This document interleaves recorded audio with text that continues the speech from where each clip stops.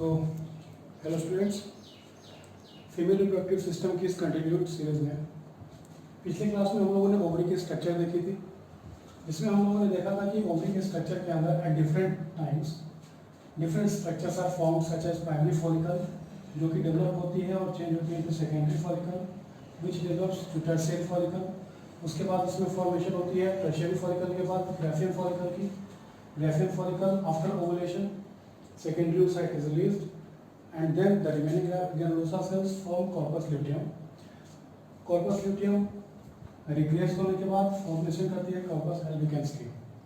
तो आज हम इन सारे डिफरेंट स्ट्रक्चर्स को डिस्कस करेंगे यहाँ पे। प्राइमरी फॉलिकल्स क्या होती है, सेकेंडरी फॉलिकल्स क्या होती है, टर्शियरी फॉलिकल क्या होती है, ग्राफियन फॉलिकल क्या होती है। तो इन सभी स्ट्रक्चर के बारे में आज हम लोग देखेंगे। तो इन सभी स्ट्रक्चर्स को एक्सप्लेन करने से पहले एक पॉइंट मैं यहाँ पे ऐड करना चाहूँगा कि in case of female, no more oogonia is formed or added after birth. तो जितनी भी oogonia या फिर एग मदर सेल की फॉर्मेशन होनी होती है वो फीमेल्स के केस में वो उनकी फीटल लाइफ में ही हो जाती है, और वहाँ पे भी oogonia या egg mother cell after mitosis division develops into primary oocyte, and this primary oocyte in the fetal life itself enters into meiosis 1 and gets suspended at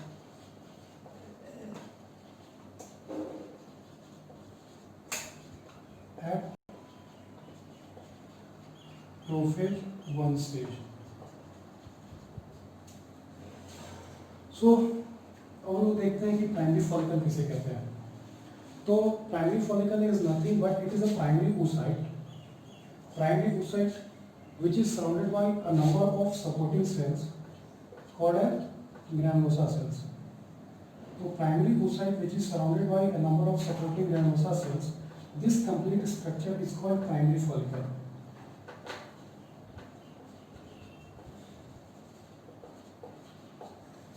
तो प्राइमरी फॉलिकल के अंदर दो चीजें पाई जाती हैं। एक central part is occupied by the primary oocyte and second the supporting cells which is known as granulosa cell. Granulosa cells are also known as follicular cells.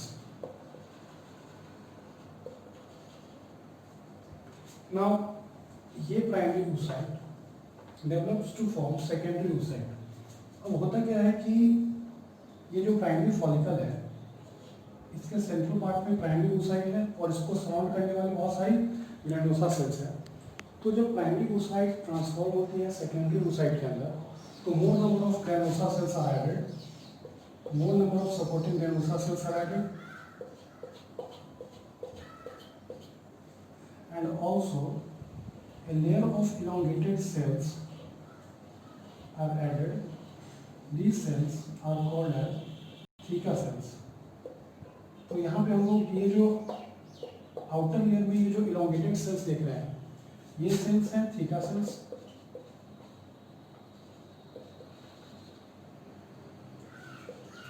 The inside theca cells के अंदर they are supporting cells which are known as granulosa cells and the central part is occupied by primary oocyte.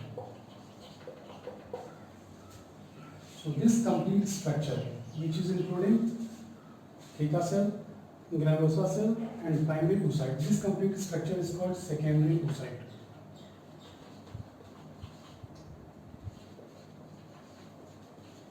अब यहाँ पे एक important चीज यहाँ पे discuss करने की ये है कि ये जो थीका सेल की जो आउटर मोस्ट इलोंगेटेड लेयर आई है, this elongated theca cells start forming an important hormone called oestrogen.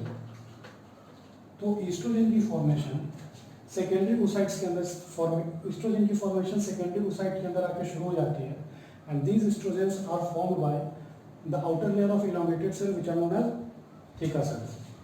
Now what happens? This secondary oocyte get transformed into tertiary oocyte. This secondary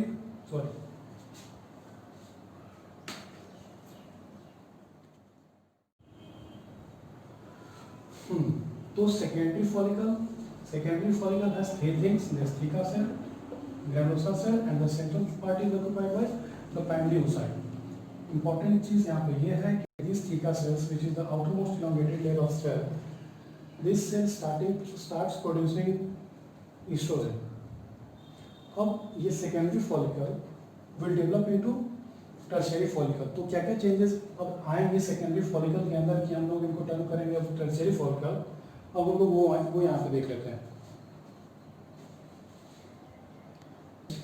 कि ये granulosa cells की जो layer है, this granulosa cell layer of secondary oocyte, these starting ये कुछ nutritive fluid formation शुरू कर देती है.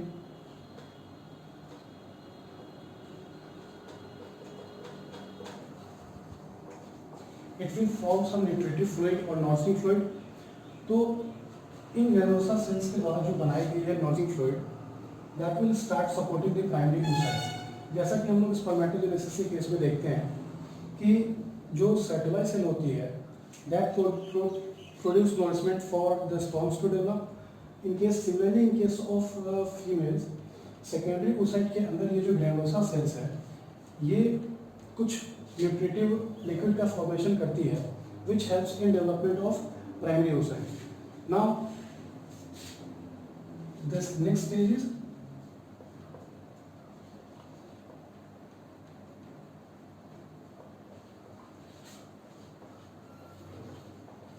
Tertiary oocyte.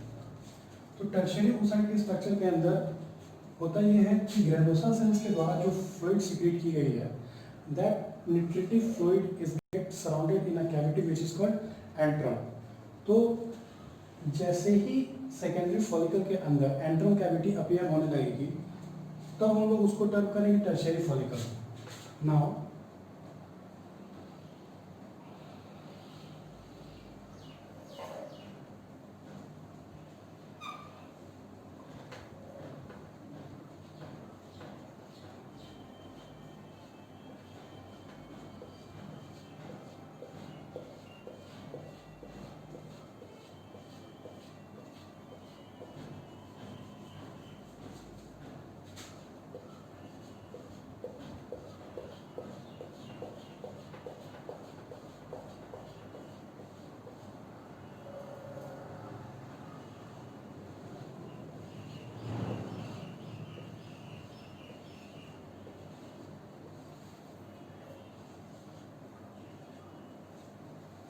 तो फर्दर सेकेंडरी फॉलिकल से जब ट्रांसमिशन फॉलिकल का हो रहा है टर्शियरी फॉलिकल के अंदर, तो वहाँ पे एक फ्लूइड फील्ड कैविटी आती है. ये fluid field cavity is called antrum.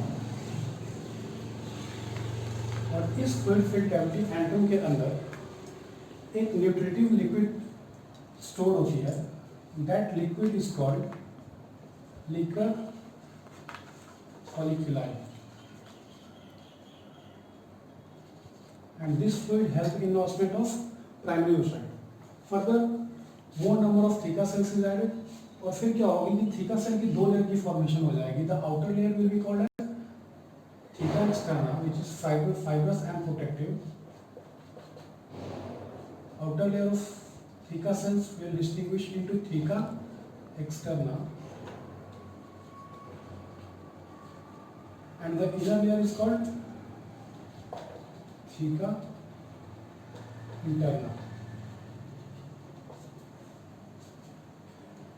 फिर तब तक जब ग्रेनुलोसा सेल्स, ये सपोर्टिंग जो ग्रेनुलोसा सेल्स है, तो इनके द्वारा जो न्यूट्रिटिव फ्लूइड की सिक्रीशन होती है, that gets feed into the antrum and that nutritive fluid is called liquid फॉलिकुलाई.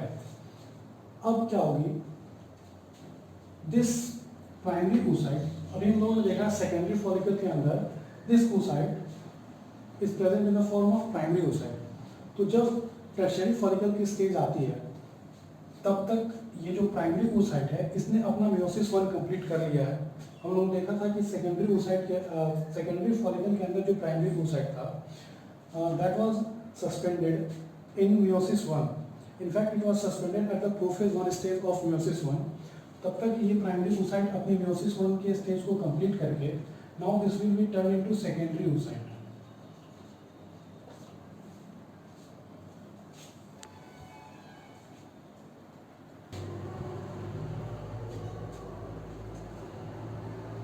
सो जब सेकेंडरी फॉलिकल चेंज होगी टर्शियरी फॉलिकल के अंदर, तो जैसे ही सेकेंडरी फॉलिकल के अंदर हमने देखा कि एक फ्लूइड फिल्ड कैविटी एंट्रम जैसे ही अपीयर होगी सेकेंडरी फॉलिकल के अंदर, वैसे ही at that stage the secondary follicle will be turned as tertiary follicle. So appearance of antrum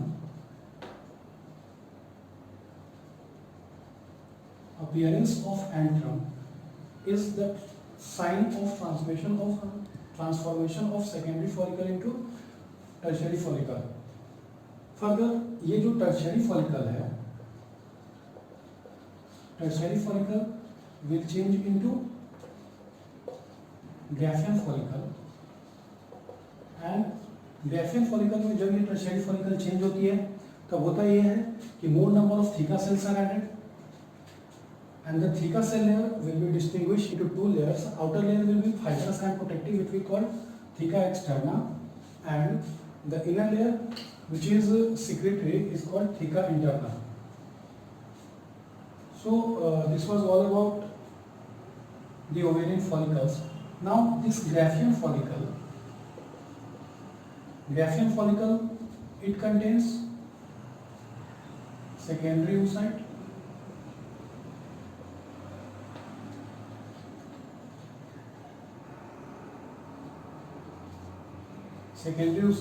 which is surrounded by a number of granulosa cells.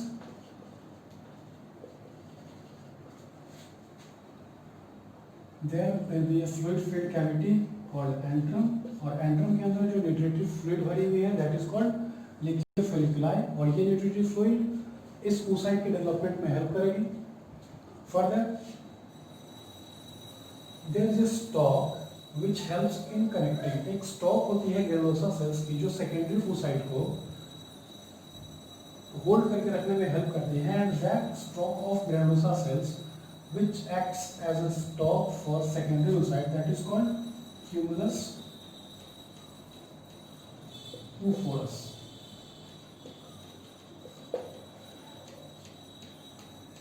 तो हम लोगों ने देखा था कि सेकेंडरी oocyte के अंदर जो थीका सेल्स है that start forming the oestrogen.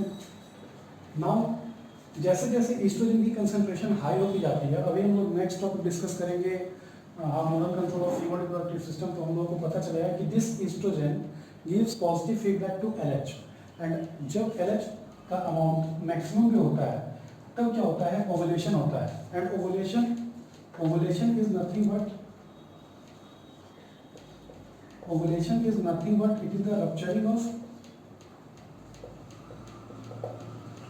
Graafian follicle to release the secondary oocyte.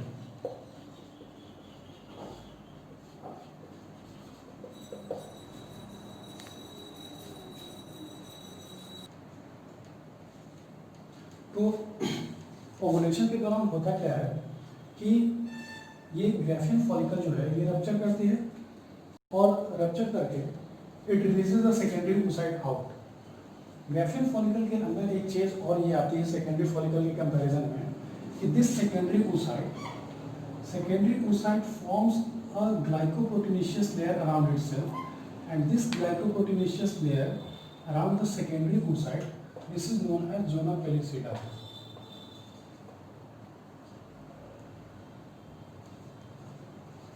It is a glycoproteinaceous and a protective layer which is formed by the secondary oocyte itself. तो egg के case में, human egg के case में जो protective covering होती है egg के चारों तरफ, which is known as zona pellucida, it is formed by the egg itself. Further, जब Graafian follicle will rupture, the secondary oocyte will release, and this stage is known as ovulation. Ovulation के दौरान Graafian follicle will break, secondary oocyte will be released. Some of the granulosa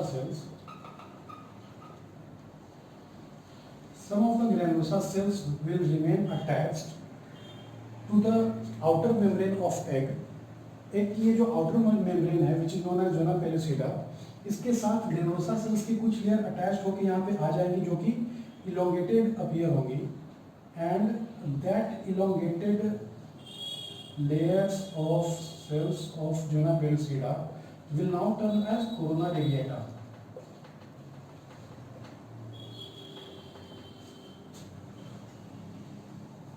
This complete structure will now be termed as ovum. It contains secondary oocyte and its protective membrane called Juna pellucida.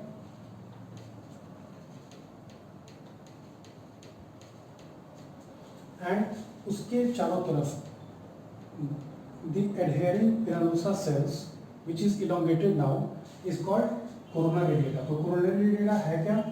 It is the granulosa cells which is attached to the membrane of egg, and ovum is actually a secondary oocyte which is surrounded by the cells of granulosa cell which is called corona radiata now. Further, the remaining Graafian follicles will change to form corpus luteum.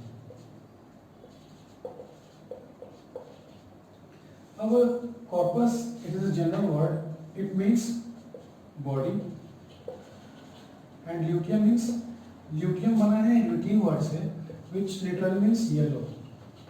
तो actually mature Graafian follicle के rupture होने के बाद secondary oocyte will be released, which will be now termed as ovum, and the remaining granulosa cells will form the corpus luteum. Now this corpus luteum will form the progesterone. This corpus luteum will form progesterone and estrogen, and after degradation, this corpus luteum will be transformed into corpus albicans, which is known as white body.